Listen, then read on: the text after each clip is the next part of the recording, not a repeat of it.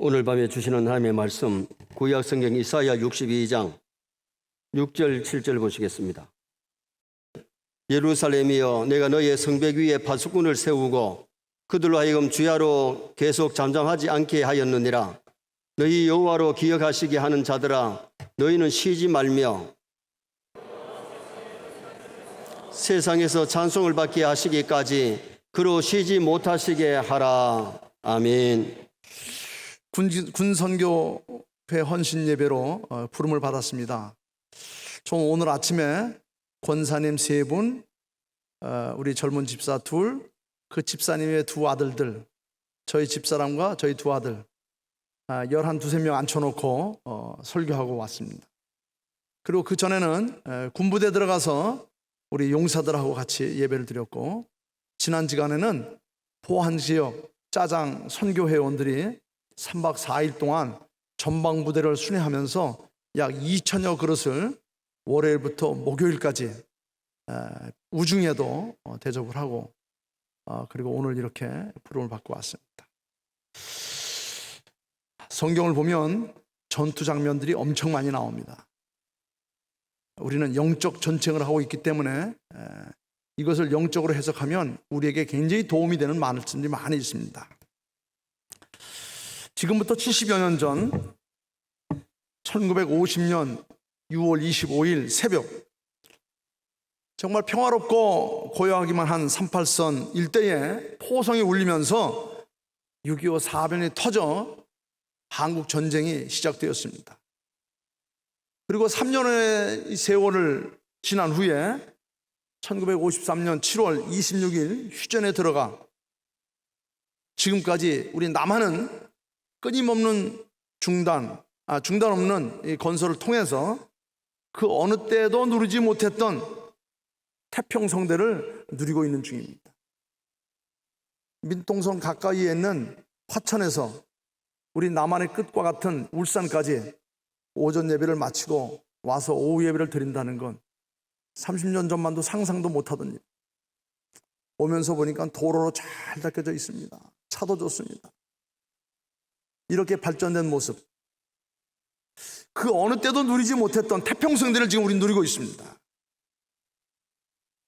혹자는 말하기를 전쟁이 일어난 지도 오래되었고 그 세대들도 다 사라져 갔으니 이제는 더 이상 젊은이들이 군에 가서 썩게 하지 말고 군비 축소하고 군 복무도 단축하자 하면서 마치 전쟁이 완전히 물러간 것처럼, 그리고 태평성대의 세월이 영원할 것처럼 주장하는 사람들이 지금 나라 안에 다수를 차지하고 있습니다. 그런데 우리 옛말에 아주 좋은 말이 있습니다. 유비무환이라는 말이 있습니다. 유비무환. 평상시 준비되어 있지 않으면 또 당하는 겁니다. 훈련소에 가면 입구에 이런 말이 있습니다. 평시 땀 한 방울은 전시의 목숨과 같던 피 한 방울과 같다.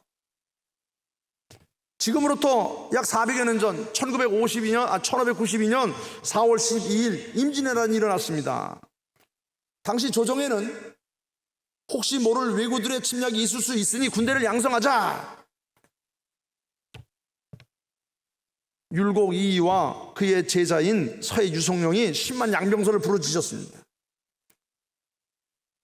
그러자 김성일을 비롯한 많은 무리들이 지금과 같은 태평성대에 무슨 군을 양성하느냐, 혹시 모발의 뜻을 잇는 것 아니냐, 왜 민중들을 불안하게 하여서 사회를 어지럽히느냐.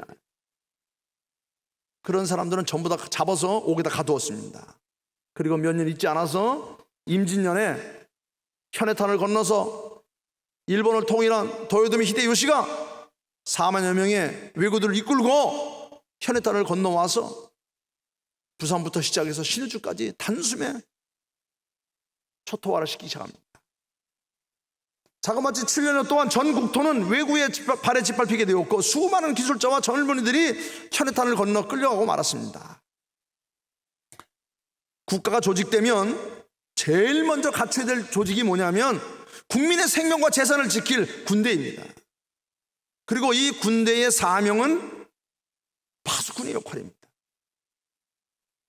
세상에서 가장 작은 나라인 모나코, 이탈리아의 산마리노, 리히텐슈타인, 안도라, 심지어는 인구가 1000명밖에 안 되는 바티칸 같은 도시 국가들도 자신의 고유한 문화와 종교를 지키기 위해서 군대를 갖춥니다. 물론 다른 나라를 위협하거나 침략하지 않을 뿐만 아니라 당하지 않기 위해서 많은 예산을 들여서 훈련을 합니다. 이 지구상에서 가장 잘 사는 나라 가운데 하나인 스위스도 유사시에 전 국민을 군대화할 체계를 갖추어서 국가 전체가 무장을 합니다. 여러분, 조국이 있는 한 나라의 울타리가 되어줄 군대는 반드시 필요하고 그것은 영원한 겁니다. 그 울타리가 되어줄 군대를 조직하기 위해서 인적 자원이 반드시 필요합니다. 그 인적 자원들이 모여있는 것이 바로 군대입니다. 국민이라면 반드시 이 의무를 마쳐야 됩니다. 국민에게 있어서 이 군대 생활은 의무일 뿐만 아니라 권리이기도 합니다. 군대 생활은 진정한 국민이 되기 위해서 반드시 거쳐야 될 관문이기도 한 것입니다. 국가와 조국을 위해서 희생하고 헌신하고 충성하고 봉사하면서 보낼 수 있는 유일한 기관입니다. 그래서 우리 조국은 국가의 장래를 위해서 신체 건강하고 꿈을 가진, 그러면서도 국가가 공인하는 젊은이들을 매년 몇십만 명씩을 선발해서 입대와 전역으로 해마다 교체되는 가장 신선한 순환 조직 사회를 조직한 겁니다. 이렇게 대한조국의 모든 아들들은 국가의 미래를 책임질 젊은이들로서 바로 인생 대학인 군대 생활을 통하여서 가족의 소중함, 남자다움, 세상을 살아가는 처세술과 사교술, 인내력과 통솔력, 협동식 질서 등등 많은 것을 배우고 익혀서 한평생 살아가는 동안 각종 위기를 극복하고 생존수를 잊게 되는 겁니다. 어떻게 보면 이 군대 생활은 그들이 활용하기에 따라서 자신의 인생을 바꿔놓을 정도의 엄청난 미끄럼을 만드는 절호의 기회가 될 수 있습니다. 모든 젊은이들에게서 군 입대는 새로운 나를 찾아 첫 발을 내딛는 순간입니다. 군 생활은 자신의 새로운 인생을 출발하게 될 것입니다. 그리고 그것을 통해서 자신의 정체성을 찾습니다. 지금 우리는 100세 시대를 살고 있습니다.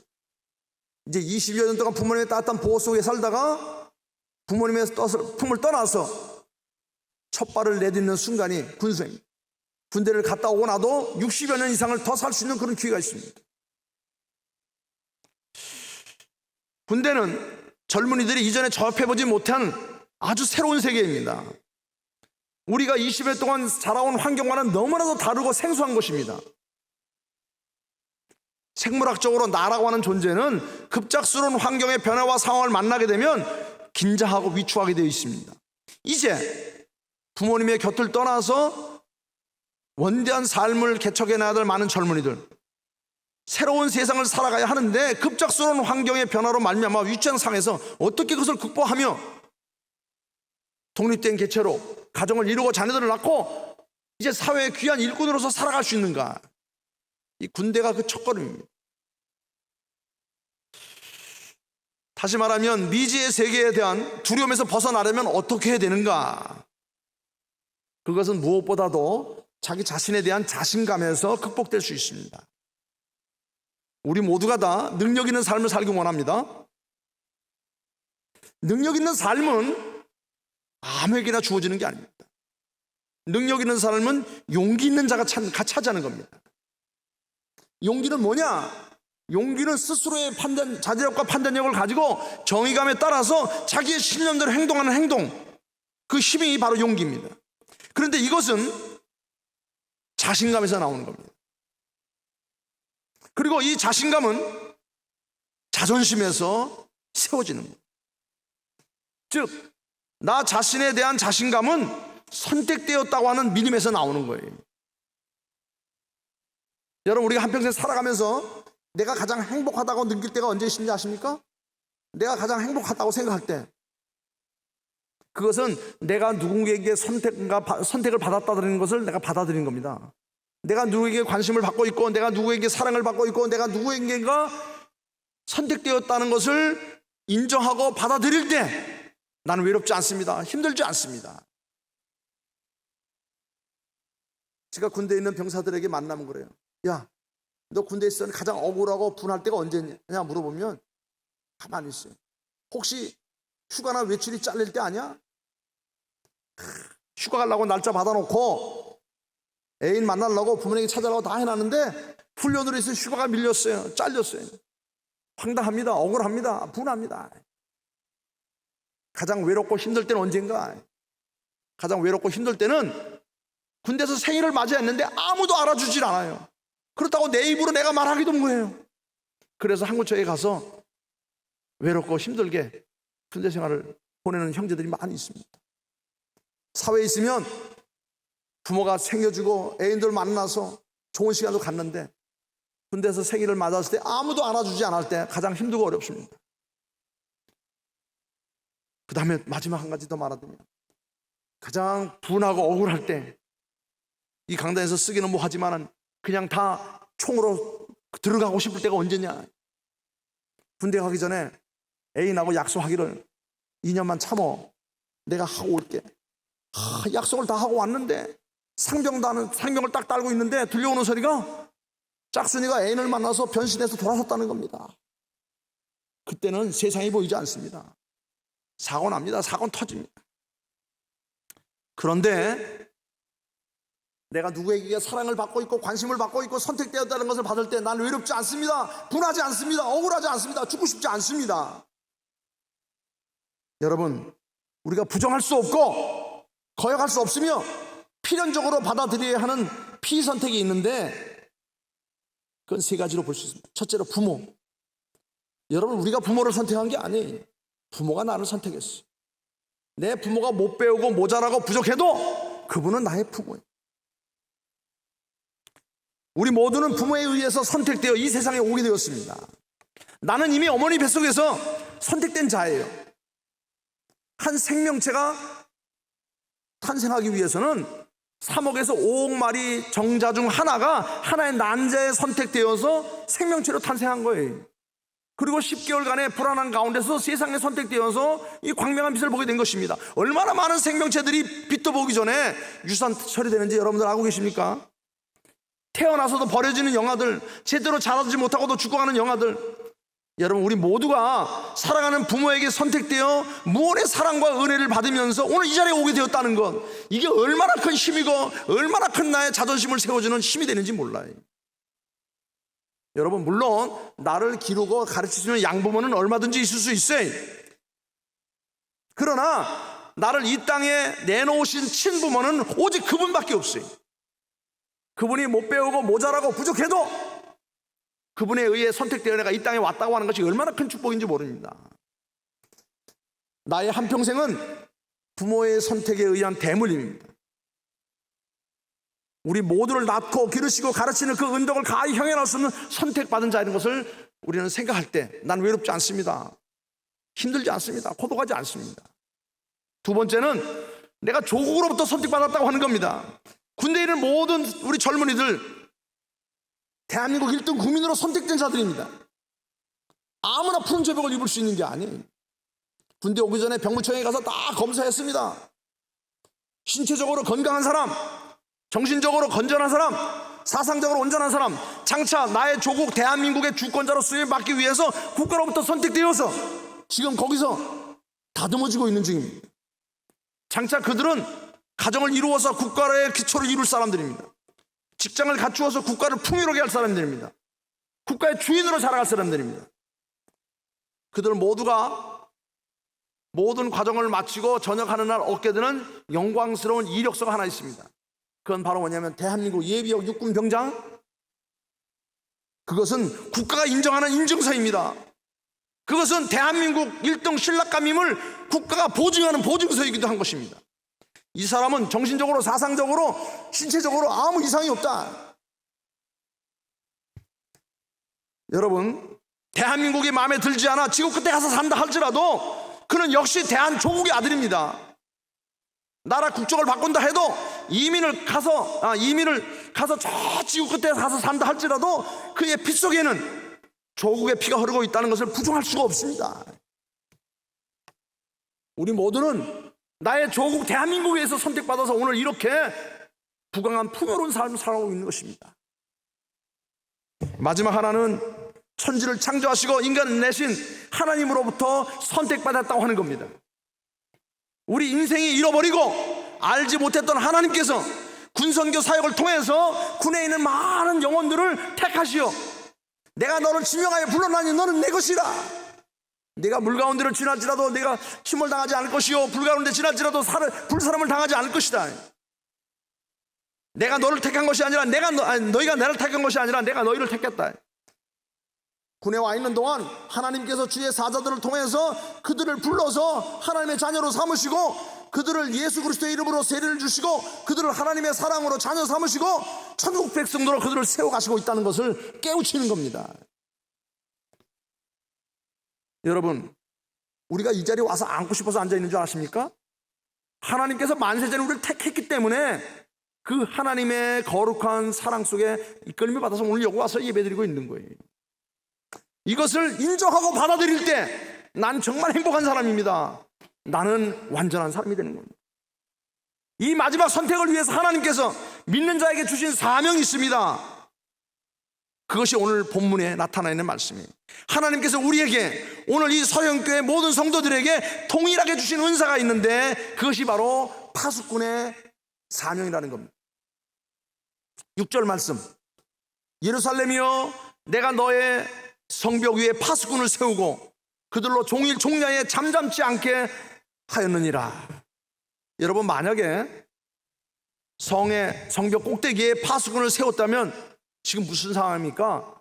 전쟁이나 내란과 같은 어렵고 위태로운 일이 지금 생겼다고 하는 것을 의미하는 겁니다. 여러분, 지금 우리 상황이 어떻습니까? 지금 70년 전의 전쟁이 완전히 끝났습니까? 아니에요. 지금 우리의 상황은 종전하여 완전한 통일과 평화 체제를 구축한 것이 아닙니다. 아직도 휴전 상태입니다. 휴전도 언제 또다시 어느 곳에서 터질지 모르는 그런 급박한 상황입니다. 남의 눈치를 볼 상황이 아닙니다. 남한에서는 지금 북한에다가 계속해서 평화 얘기하는데 북한은 그것을 헛소리로 알고 계속해서 미사일 쏘고 표 쏴댑니다. 여러분, 지금 평화가 완전히 이루어진 게 아닙니다. 종전이 이루어진 게 아닙니다. 오늘 본문 말씀은 바로 그런 어려운 때를 배경으로 하고 있습니다. 이 말씀은 하나님께서 하신 말씀으로 하나님께서 파수꾼을 세우셨다는 겁니다. 하나님께서 파수꾼을 세웠어요. 우리 민족에, 우리 국민에게 하나님께서 우리 대한민국을 통해서 전 세계를 복음화하기 위해서 많은 주의 사자들을 세계에 파송하려고 하니까 하나님께서 이것을 위해서 우리 성령교회 모든 성도들을 영적 파수꾼을 세운 것입니다. 여러분, 파수를 서 있는 것은 성을 지키는 사명을 맡았다는 겁니다. 그런데 성을 지켜야 될 파수꾼이 졸거나 잠을 잔다고 한다면 그 성에 있는 그 성 안에 있는 모든 사람들은 다 죽게 될 것입니다.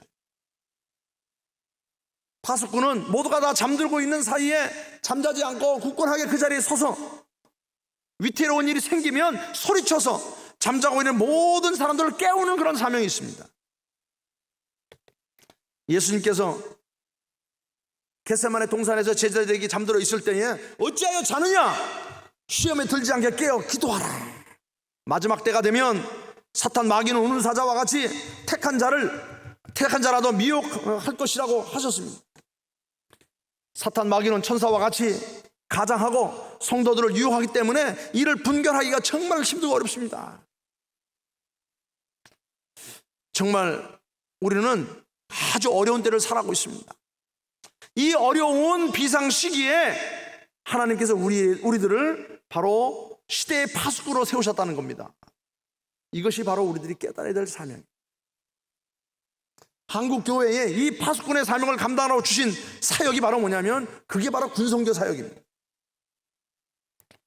군사학적인 측면에서도 군성교는 아주 중요한 위치에 있습니다. 여러분, 군대의 최고의 무기가 뭘까요? 핵무기입니까? 미사일입니까? 대포나 무슨 여러 가지 많은 무슨 물자들입니까? 아니에요. 군대 최고의 무기는 바로 신앙입니다. 이 신앙은 종교적인 사명감과 도덕적 우월감을 갖게 해줍니다. 군에 있어서 최고의 무기는 바로 신앙 전력화입니다. 신앙 전력화의 핵심이 바로 뭐냐? 하나님은 내 편이시라, 나는 죽어도 산다 하는 부활의 신앙입니다. 오늘 아침에 아얄란 골짜기에 단이 머무르고 기로운 골짜기에 태양이 멈추는 설교를 오늘 부대 가서 했어요. 이스라엘 백성들이 가나안을 점령해 들어가고 있으니까 가장 약한 약삭빠른 기드온 족속들이 여호수아에 와서 그리 붙겠다고 그럽니다. 그러니까는 7족속 가운데 하나가 빠지니까 나머지 다른 족속들이 연합을 해가지고 거기를 응징하려고 합니다. 그러니까 그 기드온 족속들이 여호수아에 와가지고 살려달라고 말합니다. 그 여호수아 하나님 앞에 기도했어요. 하나님, 지금 가나안 족속들 가운데 한 족속이 지금 우리 편에 붙었는데 지금 다른 사람들이 배신당했다고 쳐들어간답니다. 어떡합니까? 네가 가서 도와주라. 그래서 급히 특공대를 조직해가지고 기드온을 도로 달려갑니다. 달려가다가 해가 넘어가게 생겼어요. 그런데 하나님께서 기드온이 와서 처결하기도 전에 하늘 군대를 동원해가지고 하늘에서 우박을 내립니다. 야구공만한 우박, 주먹만한 우박들을 내려가지고 그 적 동맹국들을 완전히 다 폭삭 주저앉게 합니다. 해가 넘어갈 때쯤 왔어요. 그래서 하나님께서 여호수아가, 하나님, 저 많은 사람들을 하나님께서 물리쳐 주셨는데 저기 저 전승물들을 우리가 거두게 해달라고. 저 남아있는 족들 하나도 없이 다 쳐버리려는데 우리가 시간이 부족합니다. 시간이 부족합니다. 하나님, 어떻게 하릴까요? 하나님 앞에 기도했더니 지혜를 줬어요. 태양을 멈추면 되지 않느냐? 그래서 여호수아가 하늘을 향해서 말합니다. 태양아 멈추어라. 달아 거기 그대로 있으라.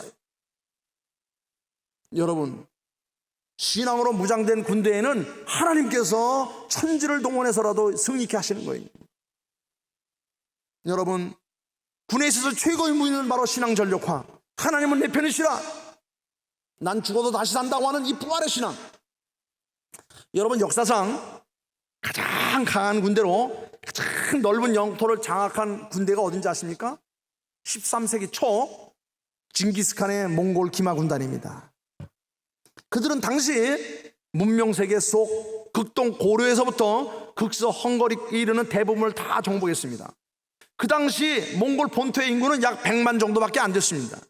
그런데 그들이 정복한 인구는 약 1억 명 정도 되었습니다. 다시 말하면 일당백의 정복과 통치, 이것은 바로 자신감에서 나왔던 거예요. 자신감. 그리고 이 자신감은 우리는 선택받은 족속이라고 하는 신앙 전력화에서 나온 거예요. 믿음 의식화. 징기스칸과 그의 몽골 군단들은 샤머니즘적인 세계관으로 무장되어 있었습니다. 그들은 신으로부터 세계를 정복하라는 임무를 부여받았다는 믿음이 그들 심중에 피썩이 흐르고 있었어요. 마치 기독교 신도들이 이 세상을 악의 구덩텅이에서 구원하고 하는 사명을 받았다는 믿음과 같고, 지금 중동 지역에서 전쟁을 이끌고 있는 아랍 족속들의 성전 하지라와 같은 이 사명 의식화입니다. 또 한 가지 전쟁에 필요한 건 뭐냐면 신앙 전력화뿐만 아니라 또 한 가지는 전투에는 도덕적 명분이 서야 되는 거예요. 도덕적 명분이 서야 병사들이 사기를 얻어서 전투를 치를 수 있는 겁니다. 이 몽골의 모든 병사들은 모든 나라 가운데 한 나라가 아니라 모든 나라 위에 군림하는 세계 제국이다, 이런 명분이 있었어요. 다시 말하면 종교적인 사명감과 도덕적인 우월감으로 무장된 그런 군대였습니다. 전쟁에 대한 자기 정체성을 확보했던 사람들이 바로 몽골의 기반군단이었습니다. 그래서 종교적인 사명감과 도덕적 우월감에서 자신감을 세우고, 영어로 말하면 프라이드, 셀프 리스펙트, 그 자존심에서 자신감을 세운 거예요. 여러분, 원래 자신 없는 사람들이 복잡한 것을 좋아합니다. 복잡한 걸 만들어냅니다. 겁이 많고 불안한 자들이 자기 방어에만 신경 씁니다. 여러분, 복잡하면 기동력이 떨어지게 돼 있어요. 몽골군이 헝가리에 쳐들어갈 당시에 중세 유럽의 기사들은 그들이 걸치고 있는 갑옷 무게만 40kg, 말에 덮어씌운 갑주까지 합치면 약 100kg가 넘었다는 겁니다. 이런 말이 한번 넘어지면 혼자 일어날 수가 없어요. 이 로보캅 같은 중무장은 결국 죽기 싫다는 이 방어적인 심리가 작용한 거예요. 자신감이 없으니까 로보캅 같은 중무장을 갖추고 전쟁에 임할 수밖에 없었던 것입니다. 유럽의 기사들은 전쟁도 스포츠처럼 당당해야 한다는 거예요. 전쟁을 하는데 매복을 하거나 회피하거나 우회하거나 전술은 그건 비겁한 짓이다. 그래서 대표끼리 한 사람씩 나와가지고 펜시 싹 하다가 지면 손 들고 나가고 물러서고. 활이라고 하는 무기는 멀리서 상대방을 쏘라서 쏘는 그런 비겁한 무기라고 해서 배척을 당했습니다. 그러면서 그들은 늘 칼과 창을 주무기로 항상 폼만 재며 다녔어요. 이런 방어적이고 패배적이고 위선적인 전투 개념은 자기들끼리 통했을지 모르지만 전쟁은 수단과 방법을 가리지 않고 이겨야 한다고 하는 이 단순하게 생각하는 이 몽골 군대는 뭐가 넘쳤어요? 자신감이 넘쳤습니다. 어떤 자신감? 승리할 수 있다는 자신감. 중무장한 유럽의 기사들에 대해서 200m, 300m 거리를 두고 활로 집중 사격을 해서 정신을 홀라당 뺀 다음에 그들은 빠지고 또 다른 새로운 부대가 일격에 들어가서 그들을 물리치니 이 군대를 이겨낼 부대가 없었습니다. 몽골의 기마 군단들은 이렇게 공격적이고 창조적이고 실용적인 전투를 했어요. 맥을 쓸 수가 없어요. 그 자신감은 모든 것을 아주 심플하게 간편하게 만듭니다. 여러분, 몽골 군대는 보급부대가 따로 없는 전원 기병부대예요. 전쟁을 나가기 전에 고을 사람을 다 불러 모읍니다. 다 불러 모아요. 자기들의 신인 탱그리에게 제사를 지내고 병사 한 사람당 소를 한 마리 주고 말을 4-5匹 줍니다. 그러면 그 소를 잡아서 물에다 삶아가지고 햇빛에 말려서 육포를 만들고 그 소를 잡고 나온 그 소 오줌통에다가 그 육포를 만든 것을 가루를 뽑은 거를 거기다 담아가지고 말에다가 싣고 한 사람이 보통 말 4마리 5마리를 끌고 다니면서 말을 갈아타면서 한 줌의 육포가루를 꺼내서 말젓에 타서 먹으면 하루를 너끈하게 건드며 달아갈 수 있습니다. 불을 떼지 않고도 한 달간을 전쟁할 수 있습니다. 그 간편함이 스피드, 기동력을 내는 겁니다. 여러분, 간편하지 못하면 속력을 낼 수 없고 속력을 내지 못하면 이길 수 없는 것입니다. 기병 한 사람당 이렇게 여러 마리들을 끌고 다니면서 전쟁을 하는 겁니다. 한번 전쟁에 나가면 5년, 돌아오면 10년. 전쟁 중에 가면서부터 아이를 낳았는데 이 아이가 5살만 되면 벌써 용사들이 됩니다. 10살만 되면 전투에 임하는 거예요. 12살만 되면 다 전투의 전사들이 되는 거예요. 16, 18살만 되면 부장들이 되는 겁니다.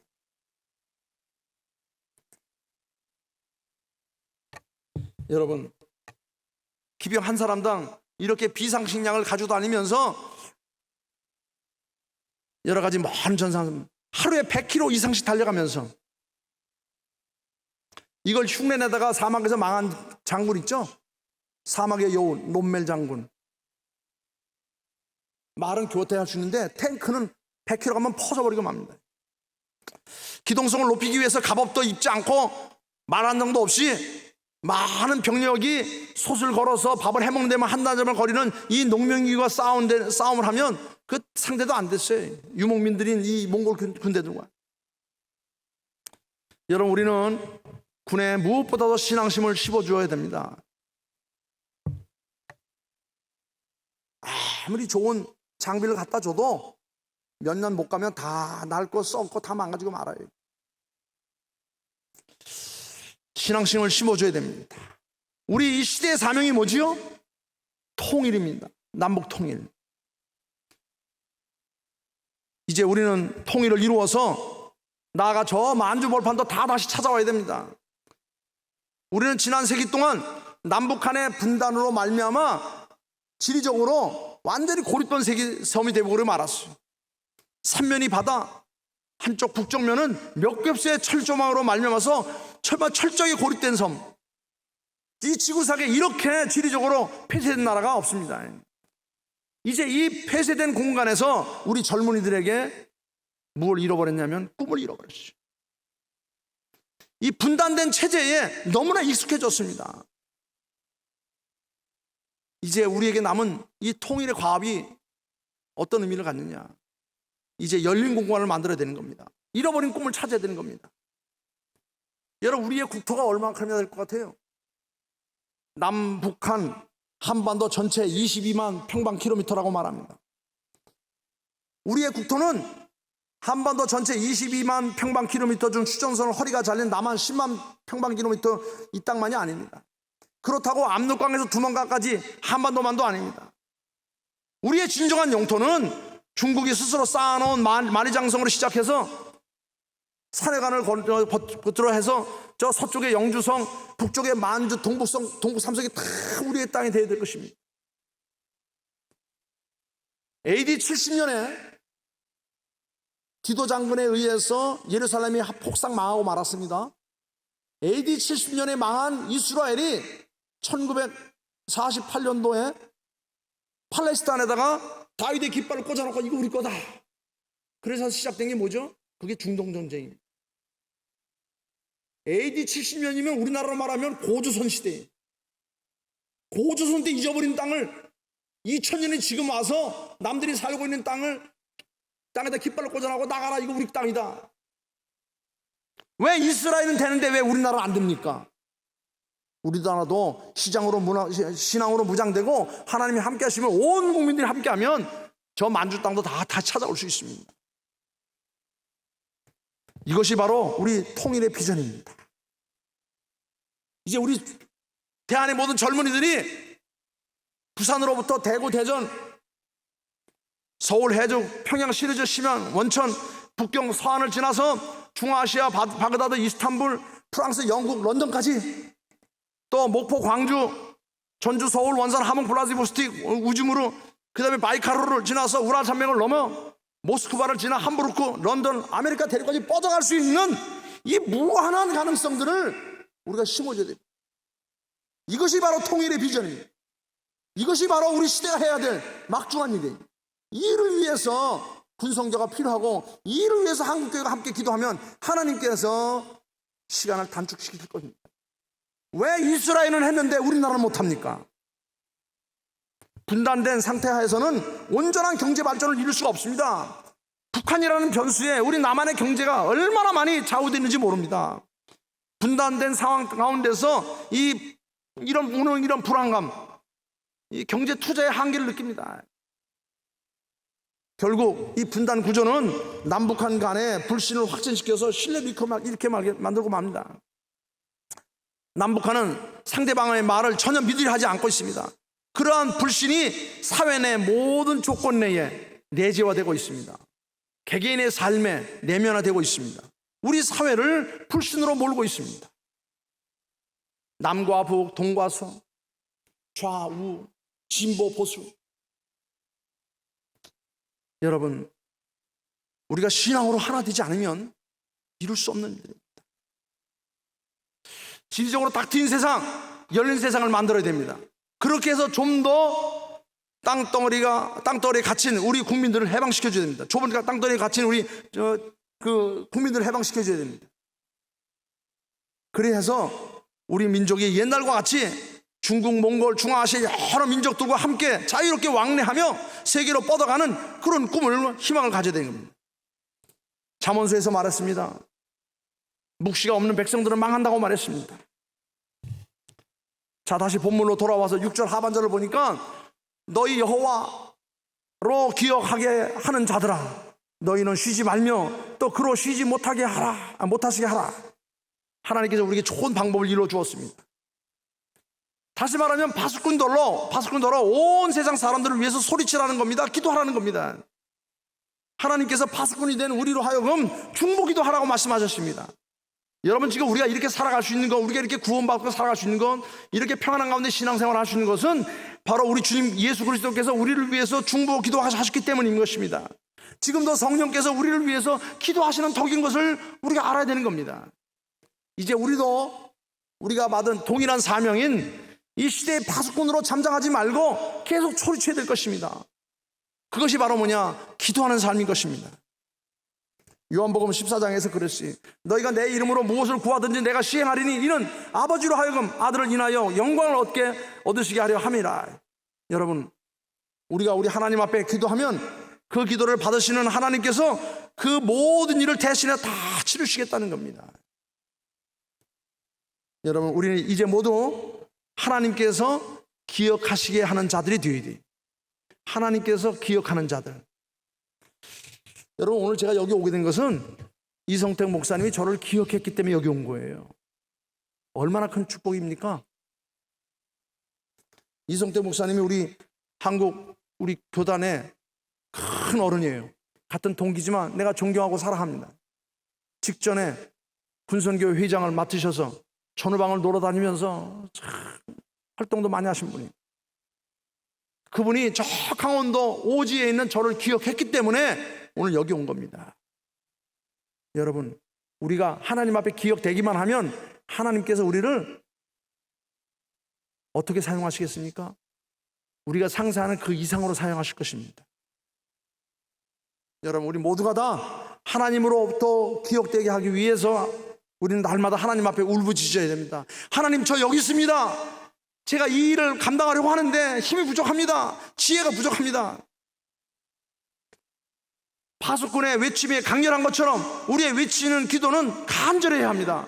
하나님께로 생각나도록 해야 되는 겁니다. 하나님께서 기억하시도록 우리가 외쳐야 되는 겁니다. 하나님께서 생각나도록 보고해야 되는 겁니다. 성경이 그랬어요. 밤중에 찾아온 친구는 중보기도의 좋은 예입니다. 친구됨을 인하여는 줄 수 없으나 그 간청함을 인하여는 주겠다 그랬어요. 이는 간절하게 끈기 있게 매달려야 함을 말하고 있습니다. 그러면 죽을 자리에 있는 사람들도 하나님께서 역사하시고 구원의 역사가 일어날 것입니다. 어려움에 처해 있는 사람들도 응답받는 역사가 일어날 것입니다. 파수꾼의 특권은 소리치는 겁니다. 잠자는 자를 깨우는 겁니다. 시대를 지키는 겁니다. 영적 깨움은 기도로서 우리가 기도할 때마다 하나님께서 하늘 문을 확 여시고 응답하실 모든 준비를 다 갖추고 있는 겁니다. 소리쳐 잠자는 자들을 깨워서 하나님께서 응답하심을 받을 수 있도록 모든 사람들 이렇게 세워야 되는 겁니다. 하나님께서 이 지역에 서영교를 통해서 군선교 사역에 귀한 사명을 주었습니다. 파수꾼의 사명을 준 겁니다. 이사야서 59장 16절 말씀에 보니까 하나님께서는 사람들이 악행을 막고 여호와께로 돌아오게 하려고 애쓰는 자들이 없음을 슬퍼하셨다 그랬어요. 하나님께서 세우신 파수꾼들이 그 역할을 감당하지 못하는 것을 하나님께서 아주 안타까워하신다고 말했습니다. 이제 우리는 파수꾼의 사명을 맡은 자로서 권리와 의무를 잘 감당하여 다시 한 번 더 하나님께서 기억하시는 이 시대의 파수꾼들이 되기를 주의 이름으로 축원합니다. 군선교는 우리에게 맡겨진 파수꾼의 감당하는 이 절호의 장이고 또 기회이고 복받을 일입니다. 대한민국 1등 국민이 될 모든 젊은이들은 반드시 이 군을 거치게 되어 있습니다. 군대에 와 있는 동안 그들이 복음을 듣고 하나님의 백성이 되어 사회에 나오면 이 사회는 아주 건강한 사회가 될 것입니다. 병사 하나가 가정 하나고, 병사 하나가 교회 일꾼이며, 병사 하나는 국가의 기초를 놓을 아주 중요한 자원들입니다. 군에 있는 동안 그들에게 세례를 베풀어 천국 백성을 만들어야 됩니다. 군 생활하는 동안 신앙으로 지도해서 건강한 교인들을 만들어야 됩니다. 사회로 내보내야 하는 이 사명이 저와 여러분들에게 있습니다. 지금 한국 교회와 대한민국은 오직 군에만 소망이 있습니다. 젊은 장병들에게 복음의 문이 활짝 열려 있습니다. 급성장하던 한국교회가 근자에 와서 제자리 걸음을 하고 있습니다. 학원선거, 교도원서, 시장선교가 지금 다 힘들어하고 있어요. 많은 개척교회들이 설립을 되고 있지만 더 많은 교회들이 지금 문을 닫고 있습니다. 반면에 황금 어장인 군선교 사역장, 아니 가두리 양식장 같은 이 군상교 회역장에 더 많은 관심과 기도가 요청되고 있는 시절입니다. 여러분들 잠자고 있으면 안 됩니다. 여러분 잃어버리고 있으면 안 됩니다. 한국 교회가 해외 선교에는 많은 돈을 투자하며 열정을 보이고 있지만은 정말 중요한 군선교회는 관심 부족이 지원 부족으로 이어져서 열악한 상황 속에서 소수의 군목들과 그들을 협력하는 민간 군선교사들로 이 사역이 채워지고 있는 실정인 것입니다. 많은 군선교 사역자들이 사례금도 없이 그들은 얼마나 많이 뜨거운 열정을 하나 가지고 지금 노력하고 있는지 모릅니다. 여러분, 더 많은 고급 인력과 장비가 투여돼서 더 많은 영혼을 구원할 수 있도록 우리 모두가 다 잠에서 깨어 하나님께서 우리에게 맡기신 이 파수꾼의 사명을 감당하는 저와 여러분, 특별히 우리 군선교회 앞장섰던 우리 서영교회 목사님과 우리 모든 교인들이 더 열심히 하나님 앞에 기도하여서 하나님, 우리가 하나님의 사명을 감당하고자 합니다. 우리를 기억하시고 우리에게 더 큰 은혜를 주시고 복을 주셔서 이 사역의 선두자가 되게 해달라고 기도하는 우리 서영교회 모든 성도들이 다 될 수 있기를 다시 한번 주의 이름으로 축원합니다. 아버지 하나님, 부족한 종이 귀한 사자 목사님 쓰시는 단에 섰습니다. 저에게 귀한 신부를 맡기셨는데 잘 하셨는지 모릅니다. 오늘 주신 말씀을 통하여 우리 모두가 다 이 시대의 파수꾼으로 주께서 맡기신 이 귀한 선교 사역에 앞장설 수 있는 그런 교회 성도들 다 되게 도와 주시옵소서. 감사하오며